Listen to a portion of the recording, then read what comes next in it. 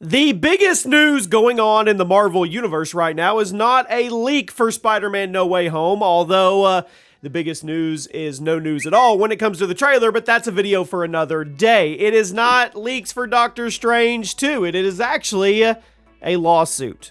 Welcome to Chaos Multiverse, everybody. Jimmy or Chaos. Now, I'm a little behind on this because I just got back from Maui. It was absolutely amazing.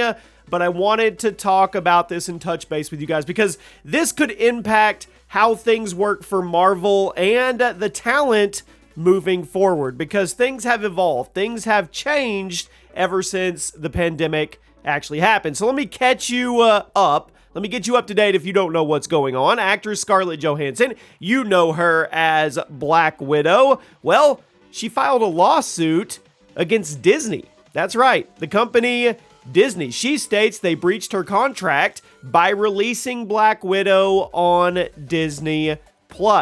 This film, like others, was simultaneously released in theaters and on Disney+.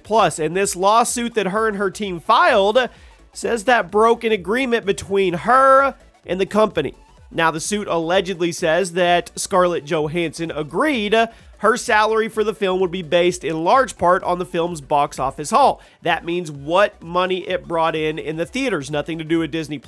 And that large part sum of money, we don't know that exact amount, which is really, really important, but we don't know it. So, let's talk about this because Kevin Feige apparently has an opinion on this. Disney hit back. Scarlett Johansson's teams hit back. It's getting very, very ugly, and it's going to probably set a precedent for how this works moving forward with talent, specifically for Marvel, honestly, and how things are released and how bonuses are structured. Guys, do me a favor.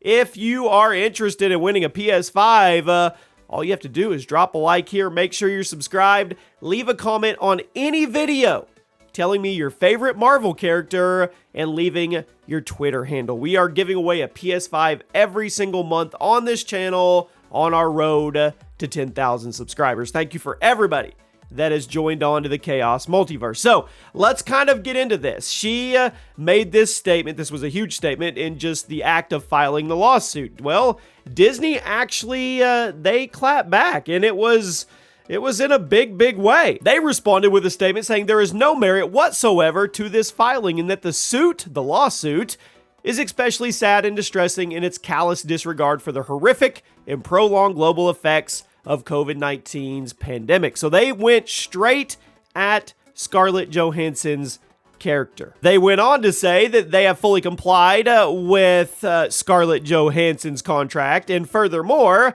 the release of Black Widow on Disney Plus with Premier Access had significantly enhanced her ability to earn additional compensation. They said she's already received $20 million up to date. Her lawsuit states they think that she is owed around $50 million. Now, we're not going to get into the argument about a person arguing over $20 million and $50 million. I'm not going to go down that road. You guys can give your comments in the comment section. The point is, if there was a contract, and that contract stated that she was owed a certain amount of compensation or bonus multipliers for theatrical numbers, and it didn't have anything to do with streaming service or Disney Plus, then would that not make there be merit to her lawsuit? Because if they changed that, which they obviously did because they released it simultaneously, and having the $30 Disney Plus Premiere option, it had to take away from the theatrical numbers. It did, because I'm pretty sure the numbers were it had sold like 60 million just with Disney Plus alone at one point. So yes, it definitely cut into that pot. And Scarlett Johansson's attorney, John Berlinski, went on to say as well, it's no secret that Disney is releasing films like Black Widow directly onto Disney Plus to help increase their subscribers and thereby boosting the company's stock price. And he says they're hiding behind COVID-19 as a pretext to do so. He said by ignoring the contracts of the artists responsible for success of films in furtherance of this short-sighted strategy violates their rights, and they look forward to proving it in court. Now, if there is an ironclad contract that states that Scarlett Johansson gets a certain amount of compensation and it is heavily weighed on theatrical release money and nothing to do with Disney Plus streaming, I don't see how she loses this case personally. Then again, it's Disney's. I mean, they probably have an army of lawyers that I have no clue what I'm even talking about because I don't know anything about the lawyer world, and all I ever hear is if you have the more expensive lawyers win. Anyway, it's going to be a crazy, crazy suit. A lot of people predict Disney may back up and actually settle it out of court. I don't know. Honestly, if you put a statement out there like that and you attack her character, which is crazy, she's been with Marvel for over a decade, then that's something. They may not be going anywhere. They may be standing their ground. And everybody wanted to know immediately when this happened, what does Kevin Feige think of this? It's been shown in the past, Kevin Feige and Scarlett Johansson have a very good relationship. He's the one that brought her in. He's the one that cultivated the Black Widow. And yes, they dropped the ball in the past on not releasing Black Widow in the timeline they should have after Civil War. But if I remember correctly, that wasn't his call back then. I could be wrong. I'm not for sure. But the point is, all roads lead to that they had a good relationship. Now, he has not made an official statement on this, but there are people out there that are saying, specifically a former Hollywood Reporter editor, Matt Belloni, says that there are little birdies flying around, and this could be completely false. It's just alleged, but let's talk about it, that Kevin Feige is actually embarrassed. He's actually angry over how Disney has handled the situation. And I'll say, right, the way they came back with that rebuttal, that doesn't seem very professional to me in the sense of when you're going into a legal battle. But whatever. Maybe it's going to be a smear campaign, and that's going to be their strategy. I don't know. But the rumors are that he wanted Disney to make it right. He probably wanted him to pony up, pay her what she was allegedly owed in this contract that they are allegedly suing over, and that didn't happen. But that's the rumor, that he's disgruntled about it, he's upset about it, he thinks they should make it right with her. And this is just the beginning.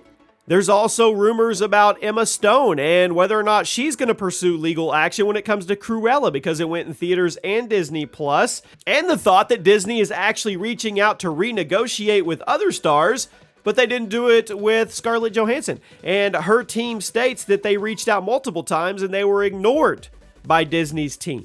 So it's going to get nasty. And that's not good for anybody. Marvel, I know Kevin Feige doesn't want attention taken away from the huge lineup that's coming. He doesn't want people talking about this. And anyway, he wants people talking about leaks and rumors of Spider-Man and when the trailer's coming, and Doctor Strange 2, and Shang-Chi and the Eternals, not over one of his original Avengers suing him or his parent company over not getting enough money. So we're going to have to wait and see how this pans out. I want to know what your thoughts are on this. Like I said, I know I'm late to it because I just got back, but it was a super, super interesting story that I wanted to talk about with you guys. Have a great day. Check out the videos on the screen, and I'll see you soon.